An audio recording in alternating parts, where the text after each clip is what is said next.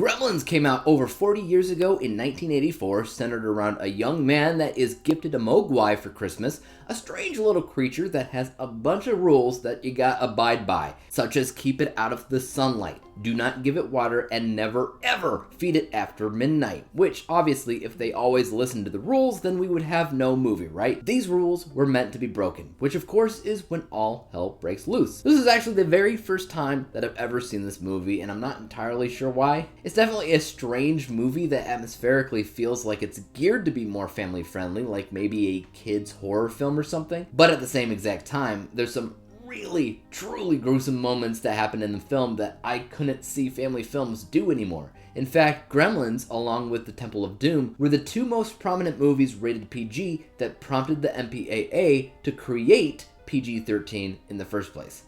I mean, at one point, the story gets pretty darn crazy, and then the mom goes full Rambo, which I love, but she shoves the gremlin into a microwave, and she sits there calmly and watches it explode, which pretty hardcore, and I'm assuming it was nightmare-inducing for a kid.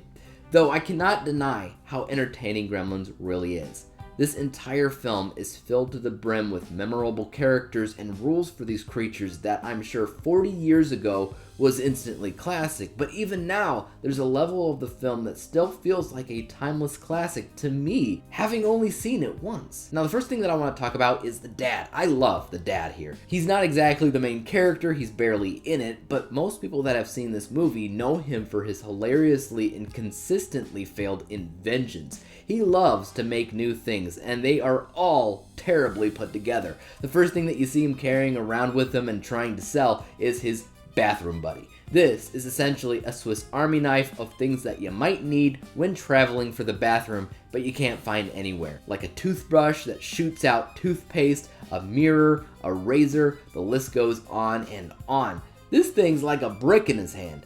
Back home, you see his other inventions like an egg beater that malfunctions, an orange juice juicer that explodes with juice, a coffee maker that spits out sludge, the list goes on. He's basically Rick Moranis in Honey, I Shrunk the Kids, only none of his stuff works. It's hilarious, and I keep going back to the fact that it was never exactly needed for this story, but it helps fill the film with characters that are memorable and lovable in their own way. The Gremlins themselves, I think, are super interesting. I look at them essentially like Pokemon in different evolutionary stages. The first time that you see a gremlin, it's in its Mogwai stage, or as I would like to call it, its Phoebe stage. So cute, cuddly, big eyes, furball, you know? Its next evolutionary stage is when it turns into a little devil. It's Gremlin stage, or as I would like to call it, the little dude that hangs out with Jabba the Hutt stage. And I love the rules that they set up for the Gremlins. I kind of knew the rules going in before I saw it because I've heard them all my life. I just knew nothing about why they were rules in the first place, or what those rules implied. The first rule was that they don't like bright lights, and that sunlight will kill them. So I guess they're vampires or something. The second rule is do not give them water, while the third rule is never feed them after midnight, which that's hilarious because it's always after midnight depending on how you look at time. After watching the movie, I discovered water duplicates the creatures, and feeding them after midnight creates the demonic versions of the Gremlins. And my oh my, was I not prepared for their insanity. This is 110% a perfect example of horror comedy, specifically in the 80s. This was directed by Joe Dante, the same guy who would later direct The Burbs, which I just recently watched as well, and you can kind of see the same sort of balance between the two genres, horror and comedy. But in Gremlins, it definitely dips its toes into more of the extremes of both genres.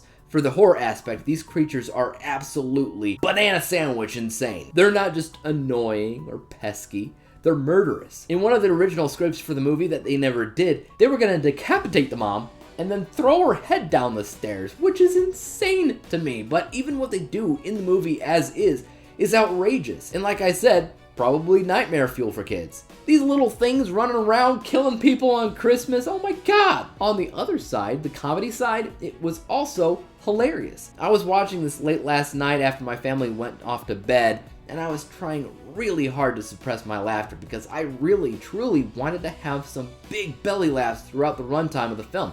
It is a funny movie.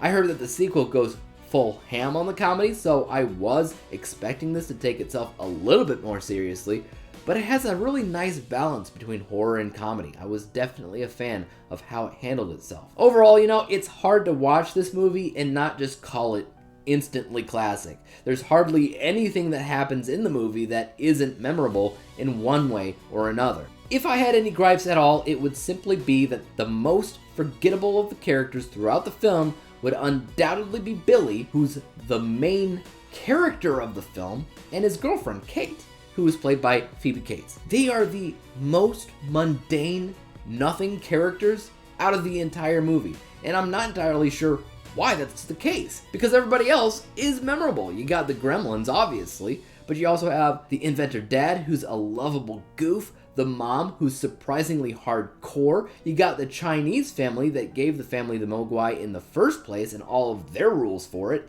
Even little Corey Feldman in the film, who's dressed up as a Christmas tree. Even he's memorable. But Billy and Kate? They're just regular, forgettable people.